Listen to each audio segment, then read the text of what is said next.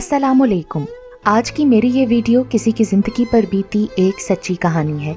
इससे पहले मेरे YouTube channel Urdu centre plus को सब्सक्राइब करके बेल नोटिफिकेशन को ऑन कर दें ताकि आप आने वाली तमाम चैनल अपडेट से आगाह रहें। आप मेरी वीडियोस को ज़्यादा से ज़्यादा शेयर कर सकते हैं। अब आप मुझे ट्विटर, फेसबुक और इंस्टाग्राम पे भी फॉलो कर सकते हैं। तो आइए सुनते हैं कहानी जिस पर बीती है उसी की ज़ुबानी। तारीख गवाह है कि मोहब्बत ने बहुत से बादशाहों, शहंशाहों, राजाओं और नवाबों से उनके तख्त छीन कर उनको महबूब की गलियों और मोहल्लों में भेस बदल कर फिरने पर मजबूर कर दिया। हजारों पढ़े लिखे और बाशऊर लोग भी इस जज्बे से मुतासिर होकर मिट्टी में रुल गए। मेरा नाम वकास है। एमफिल करने के फौरन बाद मुकाबले के इम्तहान के जरिए मैं गवर्नमेंट कॉलेज में बतौर लेक्चरार भर्ती हो गया। हमारे खानदान में बहुत कम लोग सरकारी मुलाजमत करते हैं, ज्यादातर खेती बाड़ी और बाज अपना बिजनेस करते हैं। इस मुलाजमत की वजह से पूरे खानदान में मेरी इज्जत बन गई। मेरे वालिद मोहतरम मेरे बचपन में ही फोत हो गए थे। 5 बहन भाइयों में मेरा पहला नंबर है, जिसकी वजह से मुझ पर बहुत सी जिम्मेदारियां आयद होती हैं। और बचपन से ही स्टडी के साथ साथ मैंने मेहनत मजदूरी भी की। जॉब मिलने के बाद अल्लाह की मेहरबानी से मेरी एक और दिली ख्वाहिश के मुताबिक मेरी लव मैरिज हो गई। मेरी बीवी नाजिया ने पॉलिटिकल साइंस में मास्टर किया है और वो निहायत अच्छी और प्यार करने वाली बीवी साबित हुई। अल्लाह ताला ने मुझे 2 प्यारी बेटियां भी अता की। कॉलेज से वापस आकर मैं एक करीबी गर्ल्स एकेडमी में ग्रेजुएशन की तालिबात को लेक्चर देने भी जाता था। अल्लाह की मेहरबानी से पहले साल ही मेरी एक स्टूडेंट ने पहली पोजीशन हासिल की, जिसकी वजह से पूरे शहर में मेरी शोहरत फैल गई। और अगले सेशन मजीद बहुत सी तालिबात ने हमारी एकेडमी का रुख किया। उन्हीं दिनों मैंने अपनी स्टूडेंट्स में से एक लड़की पर गौर किया जिसका नाम राबिया था कि वो मेरी जानिब जरूरत से कुछ ज्यादा तवज्जो दे रही थी और मैं जब भी लेक्चर देता था वो बगौर मेरी जानिब देखती रहती। बाज़ औक़ात तो मुझे उसके मुसलसल देखने से उलझन होने लगती। अक्सर मैं अपने लेक्चर्स में ठोस दलाइल और मुख्तलिफ हवालों से तुलबा को इस्लामी तालीमात के ऐन मुताबिक जिंदगी बसर करने की तलकीन भी करता था।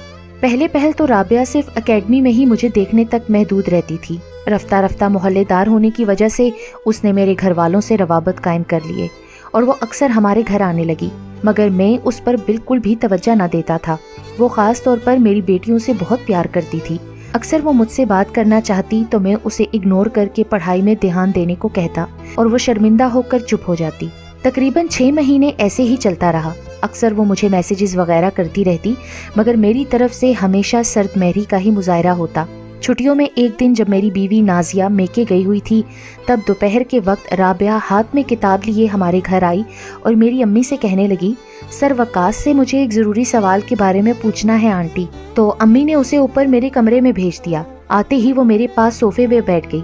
मैं अपने रूम में बैठकर पाकिस्तान और श्रीलंका के दरमियान मैच देख रहा था। मैंने उससे पूछा, जी राबिया बताइए, मैं आपकी क्या खिदमत कर सकता हूँ? तो वो मुझसे कुछ यूँ मुखातिब हुई, डियर सर वकास, मैं जानती हूँ कि आप एक मुअज़्ज़िज़ और काबिल इंसान हैं और जल्द ही आपका एडमिशन PhD में होने वाला है। नीज़ ये कि आपकी लव मैरिज हुई है, आप अपनी वाइफ से बहुत मोहब्बत करते हैं, आपकी 2 प्यारी बेटियां भी हैं, आप हर एक का ख्याल रखते हैं। मैं हैरान हूँ कि आप अपने सब फ़राइज़ किस तरह अदा करते हैं। आपने कभी किसी लड़की की तरफ आँख उठाकर भी नहीं देखा और माशाअल्लाह पूरे शहर में आपकी बहुत इज्जत है। और मैं ये भी अच्छी तरह जानती हूँ कि जो बात मैं आपसे कहने जा रही हूँ वो किसी तरह भी मुनासिब नहीं है, मगर मैं अपने दिल के हाथों मजबूर हूँ, लिहाजा बराए मेहरबानी मुझे बेहया और बेशर्म ना समझिएगा। मैं आपसे इश्क की हद तक मोहब्बत करती हूँ। खुदा के लिए मेरी मोहब्बत को कबूल कीजिए और मुझे अपना जीवन साथी बना लें। मैं वादा करती हूँ कि आपकी अमली ज़िंदगी में कभी रुकावट नहीं बनूंगी। आपकी वाइफ को हमेशा बड़ी बहन समझूंगी और आपकी दोनों नन्ही शहजादियों को खूब प्यार करूंगी।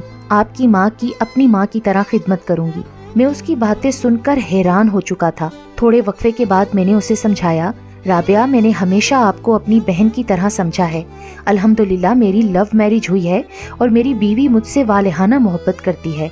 मैं भी अपनी बीवी से इश्क करता हूँ। मेरी बेटियां भी हैं। मुआशरे में मेरी बहुत इज्जत है। अगर अल्लाह ताला ने मुझे बुराइयों से रोका हुआ है तो इसमें मेरा कोई कमाल नहीं, ये तो परवरदिगार का मुझ पर खास रहम है। लिहाजा आप समझने की कोशिश करें। फिलहाल आप मुताले पर तवज्जो दें। आपके एग्जाम्स बहुत करीब हैं और वैसे आप बहुत अच्छी, खूबसूरत और आला अखलाक की हामिल हैं। अल्लाह ताला ने आपको दुनिया जहान की तमाम नेमतों से नवाजा है। मेरी दुआ है कि आपको एक खूबसूरत और बहुत प्यार करने वाला लाइफ पार्टनर मिले जो आपको बहुत मोहब्बत देगा। مگر اس پر میری کسی بات کا اثر نہیں ہو رہا تھا۔ وہ تو مسلسل اپنی ضد پر قائم تھی۔ پھر میں نے سخت لہجے میں اس سے کہا، آپ اب حد سے گزر رہی ہیں، کم از کم استاد اور شاگرد کے رشتے اور اپنی عمر کا لحاظ ہی کر لیں، کیوں میری عزت داؤ پر لگا رہی ہیں؟ پلیز یہ پاگل پن چھوڑ دیں آپ۔ اس کی آنکھوں سے کچھ آنسو رخساروں سے ہو کر نیچے گرے۔ وہ مزید کچھ کہنا چاہتی تھی لیکن میں نے ہاتھ کے اشارے سے اسے روک دیا اور سختی سے کہا، اب آپ جا سکتی ہیں، اور وہ شرمندہ ہو کر واپس پلٹ گئی۔ اس کے بعد وہ اکیڈمی میں بھی کھوئی کھوئی سی رہنے لگی۔ وہ مسلسل ہمارے گھر آتی رہی۔ میرے گھر والے اس کی اچھی عادات کی اکثر تعریفیں کرتے، مگر مجھے اس کی کوئی پرواہ نہیں تھی، کیونکہ میں جانتا تھا کہ اس عمر میں 2 دن کا پیار والا بخار ہی ہو جاتا ہے جو جلد اتر بھی جائے گا، اور ویسے بھی میں ایک عام سا انسان ہوں، نہ خوبصورت نہ مالدار، اور مجھ میں کوئی خاص خوبی بھی نہ تھی۔ آخر اس نے مجھ میں کیا دیکھا؟ اکثر وہ مجھے پیار وغیرہ کے میسیجز بھی کرتی رہتی۔ جب میرے لاکھ سمجھانے پر بھی وہ نہ مانی تو میں نے اس کا نمبر بلاک لسٹ میں ڈال دیا۔ انہی دنوں مجھے گھر والوں سے معلوم ہوا کہ رابعہ کچھ بیمار رہنے لگی ہے۔ میرے گھر والے بالخصوص میری بیوی اس سے بہت مانوس ہو چکی تھی، اسی وجہ سے سب اس کی بیماری سے پریشان تھے۔ رابعہ اب اکثر اکیڈمی سے بھی غائب رہنے لگی تھی۔ اگر کبھی آ بھی جاتی تو بہت افسردہ نظر آتی، جیسے اس کی زندگی میں کوئی رونق نہ رہی ہو۔ رفتہ رفتہ اس کی بیماری بڑھنے لگی۔ اس کا تعلق ایک انتہائی امیر فیملی سے تھا۔ انہوں نے اسے بڑے بڑے اسپتالوں میں دکھایا، اس کے تمام ٹیسٹ اور رپورٹس وغیرہ 100% نارمل آ رہی تھیں، مگر بیماری بڑھتی جا رہی تھی۔ اس کے ابو یورپ میں اپنا بزنس کرتے تھے۔ وہ 3 بھائیوں کی اکلوتی بہن تھی۔ سب اس سے بہت محبت کرتے تھے۔ انہوں نے ہر ممکن اس کا جسمانی اور روحانی علاج کروایا، مگر سب اس کے مرض کو سمجھنے سے قاصر تھے۔ پریشانی کے عالم میں اس کے ابو بھی وطن واپس آ گئے اور پہلی ہی فرصت میں رابعہ کو معروف ڈاکٹر کے پاس لے کر گئے۔ ڈاکٹر نے تمام رپورٹس کو مد نظر رکھتے ہوئے کہا کہ آپ کی بیٹی کو کوئی بیماری نہیں ہے، یہ صرف ڈپریشن کا شکار ہے۔ اس مرض کا علاج صرف اس کی پریشانی دور کرنا ہے۔ سب گھر والوں نے حیرانی سے رابعہ سے پوچھا، بیٹی اللہ نے ہمیں تمام نعمتوں سے نواز رکھا ہے، آخر تمہیں ایسی کون سی پریشانی ہے جس نے تمہیں اس حالت تک پہنچا دیا ہے؟ پر وہ مکمل خاموش رہی۔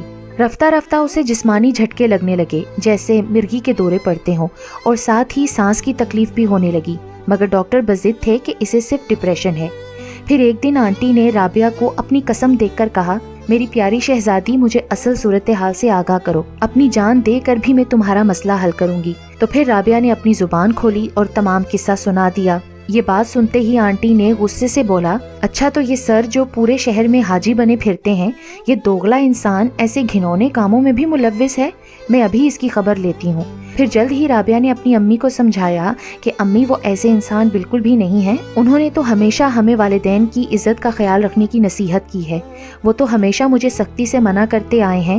تو آنٹی بات کو سمجھ گئیں، تو انہوں نے رابعہ کو دلائل سے سمجھانے کی کوشش کی، لیکن رابعہ نے حتمی لہجے سے اپنی امی سے کہا، امی جان، میں نے ہمیشہ اپنے خاندان کی عزت کا خیال رکھا ہے اور کبھی کوئی غلط کام نہیں کیا، مگر میں اپنے دل کے ہاتھوں انتہائی مجبور ہوں۔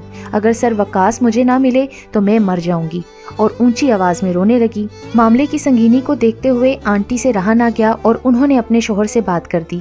پھر اگلے روز وہ رات کو ہمارے گھر تشریف لائے۔ وہ کافی پریشان نظر آ رہے تھے۔ پھر انہوں نے خود ہی آنے کا مقصد بتایا اور میری بیوی کے سامنے مجھ سے کہنے لگے، ہماری بیٹی رابعہ آپ سے بہت محبت کرتی ہے، اگر آپ نے اس سے شادی نہ کی تو اس کا بچنا مشکل ہو جائے گا۔ ہماری رابعہ بہت اچھی ہے، وہ کبھی بھی آپ کی عائلی زندگی میں رکاوٹ نہیں بنے گی۔ ہم سارے حالات سے اچھی طرح واقف ہیں۔ آپ کی بھی 2 بیٹیاں ہیں، خدا کے لیے ہمارے جذبات کو سمجھیں اور ہماری بات مان لیجئے۔ یہ بات سنتے ہی میری بیوی تو جیسے غصے سے پاگل ہو گئی اور سوالیہ نظروں سے میری طرف دیکھنے لگی۔ میں بڑے تحمل سے رابعہ کے والدین کو سمجھانے لگا کہ یہ محبت بالکل یک طرفہ ہے، آپ کی بیٹی کی طرف سے ہے، میں نے کبھی بھی اسے اس نظر سے نہیں دیکھا۔ تو فوراً ہی رابعہ کے ابو میری بات کاٹتے ہوئے بولے کہ رابعہ ہمیں بتا چکی ہے کہ آپ کا اس میں کوئی قصور نہیں۔ میں نے نہایت ادب و احترام سے ان کو بتایا کہ میں بہت مجبور ہوں، لہٰذا جو آپ چاہتے ہیں وہ ممکن نہیں۔ انہوں نے مزید اصرار کیا، لیکن میں نے بہت عاجزی سے صرف انکار کر دیا۔ ان کے جاتے ہی میری بیوی غصے سے بولی، وقاص مجھے آپ پر مکمل بھروسہ ہے، میں نے رابعہ کو اتنی عزت دی، مگر مجھے کیا علم تھا کہ وہ میرا گھر ہی اجاڑنے کا سوچ رہی ہے۔ وہ شدید غصے میں بہت کچھ بولتی رہی اور میں اسے سمجھاتا رہا کہ تم بے فکر رہو، میں صرف تمہارا ہی ہوں۔ غصہ تھوڑا کم ہونے کے بعد وہ بولی، ٹھیک ہے، مگر یاد رکھیے گا، شادی تو بہت دور کی بات، اگر آپ نے کبھی ایسا سوچا بھی تو میں آپ کو چھوڑ کر ہمیشہ کے لیے چلی جاؤں گی اور پھر کبھی واپس نہیں آؤں گی۔ ہم نے پوری کوشش کی کہ اس بات کو چھپا کر رکھا جائے، مگر اس کے باوجود یہ بات جنگل میں آگ کی طرح پورے شہر میں پھیل گئی اور ہر طرف اس کے چرچے ہونے لگے۔ ان حالات میں جہاں سے بھی میں گزرتا ہر طرف یہی باتیں میرا پیچھا کرتیں۔ لوگ طرح طرح کی من گھڑت باتیں کرنے لگے، بھلا حقیقت کو کون سمجھتا اور مانتا ہے۔ استاد اور شاگرد کا رشتہ بہت خاص ہوتا ہے، اوپر سے میں شادی شدہ 37 سال کا اور 2 بیٹیوں کا باپ۔ یہی سوچ سوچ کر میں خود کی نظروں میں ہی گر چکا تھا۔ میری بیوی مجھ پر مکمل اعتماد کرتی تھی، مگر لوگوں کی عجیب باتوں سے تنگ آ کر وہ مجھ سے کہنے لگی، وقاص تالی کبھی ایک ہاتھ سے نہیں بچتی، اگر آپ نے غلطی سے کوئی امید دلائی ہے تو اب اسے دھوکہ کیوں دے رہے ہیں؟ یہ سن کر تو میرے پاؤں تلے سے جیسے زمین ہی نکل گئی ہو۔ ان حالات میں کس کس کو سمجھاتا؟ لوگوں کو تو بس کسی کی عزت اچھالنے کا موقع ملنا چاہیے۔ رابعہ نے کچھ نمبرز تبدیل کر کے اور اپنی سہیلیوں کی مدد سے مجھ سے بات کرنے کی بہت کوشش کی، مگر میں اپنے فیصلے پر سختی سے ڈٹا رہا۔ دھیرے دھیرے اس کی بیماری زور پکڑنے لگی اور وہ انتہائی کمزور ہو گئی۔ اس کے والدین، رشتہ داروں اور بھائیوں نے مجھے پیار، لالچ اور دھمکیوں سے منانے کی کوشش کی، مگر میرا فیصلہ نہ بدلا۔ ایک دن میں کالج میں لیکچر میں مصروف تھا کہ میری بیوی کی مجھے کال آئی، وقاص آپ فلاں ہسپتال پہنچے، کیوں خیریت ہے؟ سب ٹھیک ہے، بس آپ جلدی سے آ جائیے۔ میں چھٹی لے کر ہسپتال روانہ ہو گیا۔ ہسپتال پہنچ کر میں یہ دیکھ کر حیران رہ گیا کہ میری بیوی رابعہ کا ہاتھ پکڑ کر اس کے بیڈ پر بیٹھی ہے، اس سے باتیں کر رہی ہے، جبکہ رابعہ کو ڈرپ لگی ہوئی ہے۔ میں حیران ہو کر سوالیہ نظروں سے اپنی بیوی کی طرف دیکھنے لگا تو وہ بولی، وقاص ہم سب ہار گئے ہیں اور رابعہ کی معصوم محبت جیت گئی۔ میں اپنی خوشی اور پورے ہوش و حواس میں آپ کو رابعہ سے شادی کرنے کی اجازت دیتی ہوں، اور میں پتھر بنا دونوں کو دیکھ رہا تھا۔ دراصل آج رابعہ کی امی ہمارے گھر آئی تھیں اور میری بیوی سے کہنے لگی، بیٹی صرف ایک بار میرے ساتھ ہسپتال چلو اور دیکھو میری بیٹی کیسے آخری سانسیں لے رہی ہے۔ ڈاکٹرز نے ہمیں جواب دے دیا ہے اور وہ کہتے ہیں کہ اگر اس کو اس کی مطلوبہ چیز نہ ملی تو یہ زیادہ دیر تک زندہ نہیں رہے گی۔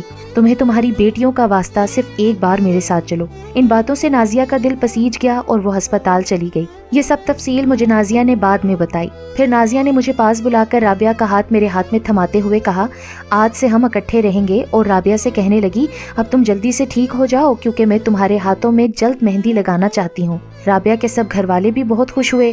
رابعہ نے نازیہ کو آہستہ سے شکریہ کہا اور بھی بہت کچھ کہنا چاہتی تھی، مگر نکاہت کے باعث مزید بولنے سے قاصر رہی۔ ابھی 15 منٹ ہی گزرے تھے کہ اچانک رابعہ کی طبیعت خراب ہونے لگی، رنگ نیلا ہونے لگا، سانسیں بند ہونے لگیں۔ فوراً ڈاکٹر کو بلایا گیا۔ تھوڑی ہی دیر میں 2 سینئر ڈاکٹرز اور کچھ نرسیں کمرے میں داخل ہوئیں۔ ہم سب کو کمرے سے باہر نکال دیا گیا۔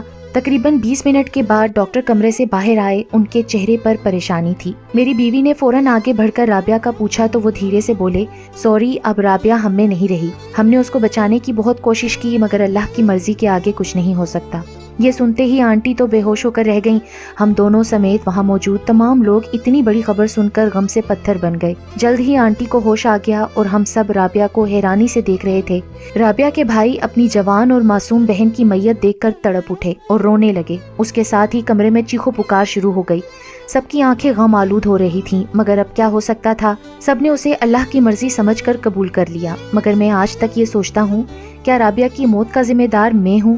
اب آپ لوگ ہی مجھے بتائیں، میرا پیشہ، اس وقت کی موجودہ حالت، رسم دنیا، استاد شاگرد کا پاک رشتہ، ہمارا معاشرہ، میری لو میرج، میری پیاری بیوی، میری 2 بیٹیاں، میری بہترین فیملی، میری مجبوریاں، سب کو مد نظر رکھتے ہوئے فیصلہ کریں کہ کیا میں نے اس لڑکی کو جو مجھ سے جنون کی حد تک محبت کرتی تھی، اس کو اپنی شریک حیات نہ بنا کر کچھ غلط کیا؟